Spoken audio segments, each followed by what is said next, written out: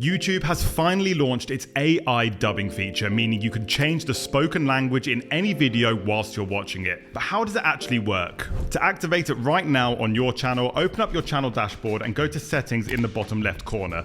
Then head to the upload defaults and click on advanced settings. And if you scroll down now, you can see the option to enable auto dubbing on your videos. So the next time you upload a video, you can now go to the settings icon in the bottom right, hit the audio track, and you'll now see the option to dub your video into 8 different languages automatically, which can massively increase the reach of your content in regions that don't speak your native tongue. But right now, it only works for videos that you've uploaded after enabling the feature, and there's not many languages to choose from. So let me show you another method that lets you dub your videos into 29 different languages, clones your own voice, and you can use them on any platform. Just upload your finished video to VEED.io, and once it's in the editor, hit the settings menu in the bottom left and select the AI dubbing tool. From here, you can choose a language from the drop-down menu and then the option to clone your own voice.